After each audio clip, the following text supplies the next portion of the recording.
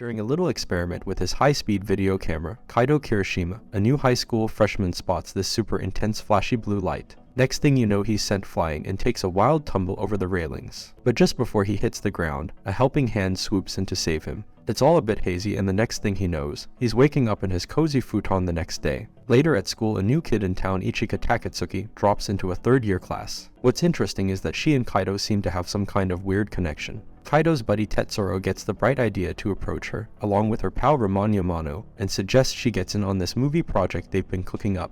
Ichika's all in, no second guessing, and Ramon is all set to write up the script. Later down the line, Kaito's pals Kana Tanigawa and Miyokita Haru decide to jump on the project as well. After school, Kaito goes to do some camera testing, and stumbles upon Ichika chilling by the river. Turns out, she's got no place to crash, and Kaito, without thinking too hard, offers her a spot at his place, especially since his sis is going to be gone for 3 months. When Ichika's taking a bath at Kaito's place, things get a little weird. Kaito's neck starts acting up, and all of a sudden, he's hit with a flashback of the previous evening. Ichika finds him out cold, and there's something funky happening around the spot where that bug bit him. She calls in her helper, Rinon, to sort things out, and then she goes and plants one on Kaito. And just as things are getting even crazier, Kana and Kaito's sister Nanomi walk in. Ichika spills the beans and reveals she's actually an extraterrestrial on a quest to locate a specific dreamlike landscape that's been haunting her thoughts. Her interstellar ride happens to crash into Earth when it smacks into some cosmic debris. At the same time, Nanomi wakes up, all wide-eyed, claiming she dreamt about Kaito getting smothered by a gal inside a glowing ball of light. So, Nanomi meets Ichika, and the alien girl nearly spills the beans about her origins, but instead plays it cool, saying she's just an international exchange student. Nanomi buys the story and, considering she's going to be out of town for a while, decides Ichika can move in. She's also low-key looking for someone to keep an eye on Kaito. Kana's jaw drops at this news, and she's even thinking it might be some kind of surprise wedding arrangement, which leaves her totally exasperated. The next day, after seeing off Nanomi and picking up some snazzy outfits for Ichika, Kaito discovers Ramon, Tetsuro, Mio, and Kana hanging out at his place, all set to chat about their movie project. Ramon whips up some potent drinks that unfortunately hit Kana hard in all the wrong ways. Kaito ends up passing out again due to the same weird illness, but Ichika comes to the rescue with a smooch that does the trick. Later, Kaito, who's clearly upset over his botched attempt to open up to Ichika, decides to skip out on school and asks her to give him some space. Frustrated and concerned, Kana makes her way to his place. What was meant to be a friendly visit quickly morphs into an impromptu outing as the two head to Karizawa. From a distance, Ichika spots them and decides to tag along, not wanting to miss out on the action.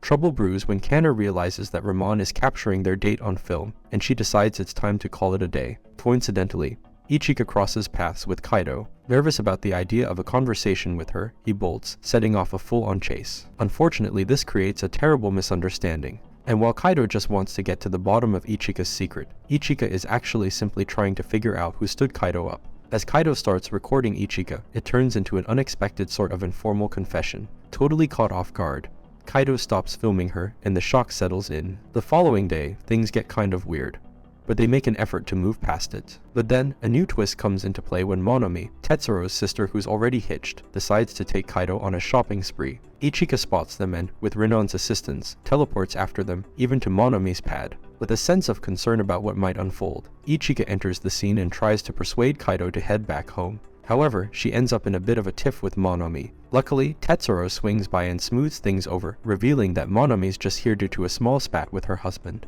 As a way to make amends, Ichika asks Kaito if there's anything she can do for him. He requests her help to prep for the finals, and she agrees, helping him hit the books right up until exam day. Ichika takes the lead role in the indie flick the gang had been cooking up before summer break. Kaito gives his nod of approval, and he lends a hand to Ichika in her quest to find that elusive location she's been seeking. Kana starts to feel a bit on edge when the film's dialogue starts getting eerily true to life, especially during the scenes featuring Kaito and Ichika. Even Kaito gets taken aback by the questions Ichika throws at him that evening. The following day, with the rain putting a damper on filming plans, Kana decides to swing by Kaito's place, bringing some vegetables along. Later that evening, Tetsuro, having bumped into a restless Kana on her way home, sneaks into Kaito's room. He drops a bombshell on him, revealing that she, his childhood friend, is head over heels in love with him. Unbeknownst to them, Ichika overhears the entire conversation. While Ichika is mulling over what Tetsuro spilled to Kaito that night, thanks to Tetsuro's sister, their movie project takes them to Okinawa. Over there, Kaito reunites with a buddy from his childhood, and her friend starts showing some interest in Tetsuro.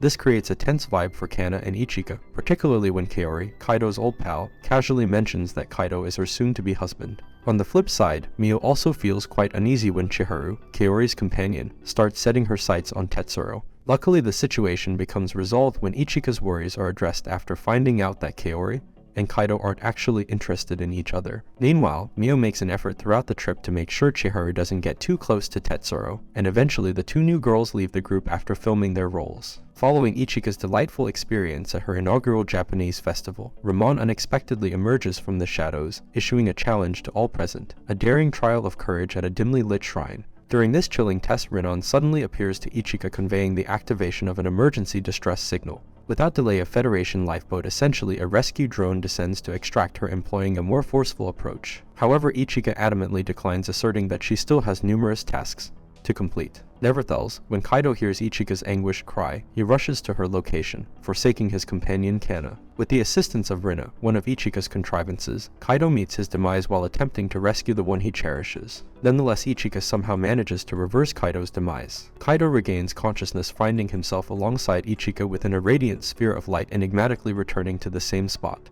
As their companions catch up with them, they observe Ichika offering relentless apologies before Kaito. Subsequent to the episode involving the incident with the rescue drone, Ichika discloses her genuine identity to Kaito and the group, as well as unveiling her authentic intentions on Earth, specifically her quest to rediscover that place etched in her memory. Astonishingly, Kaito remains unfazed, already privy to this revelation. Nonetheless, given the rather brusque nature of the Federation rescue drone's rescue attempt, she harbors concerns that another inquiry will follow, instilling a sense of impending doom during her days on Earth. Consequently, she withdraws from Kaito temporarily, locking away her sentiments. Kana, vexed by this, confronts Ichika, contending that the pursuit of that place is merely a pretext to avoid him. Kana openly confesses her affection for Kaito, and storms off after the confrontation, later finding solace in Tetsuro's company, inadvertently wounding Mio in the process. With a nudge from Ramon, Kaito eventually gathers the courage to profess his feelings to Ichika. In response, Ichika discloses that she has already shared 4 kisses with Kaito, bestowing upon him the 5th one.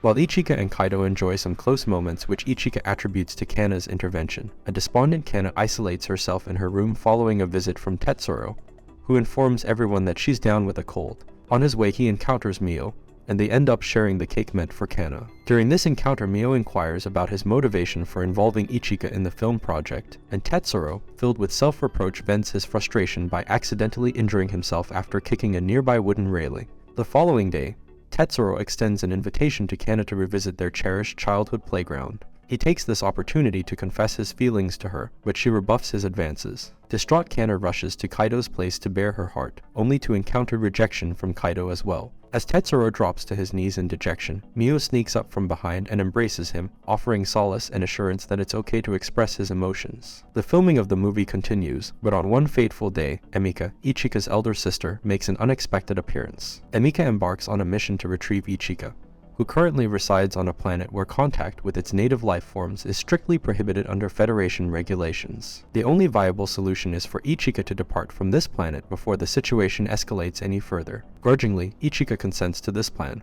but experiences a change of heart when Kana and their companions arrive to dissuade her. Informed by Emika, Ramon conveys crucial information, suggesting that Ichika might be permitted to remain if they can locate the terrestrial location she's envisioned in her mind. The objective is to establish evidence of a potential prior contact between extraterrestrial beings and humanity. As the group embarks on their quest to pinpoint this site, a search party closes in, initiating a pursuit. Facing an unexpected predicament, Renon's teleportation function malfunctions, compelling Ramon to utilize a specially prepared van with Emika's assistance. In this daring escape, Tetsuro, Mio, and Kana become decoys for the pursuing rescue vessel, generating false biosignatures to divert attention. Nevertheless, just a few kilometers from their destination, the van collides with a concealed drone dispatched by the pursuing rescue craft, resulting in a devastating overturn. In spite of the combined endeavors of Tetsuro, Mio, Kana, Ramon, and even Rinon, who wielded a weapon provided by Ichika, and with the pivotal site of the coveted location unveiled, facilitated by the nanomachines Kaito acquired from Ichika, the evidence they sought, a love-themed umbrella etched onto a tree by an extraterrestrial who crash-landed there in ages past, has vanished without a trace. Consequently, the Federation retrieval team whisks Ichika away. However, this encounter leads to a momentous revelation.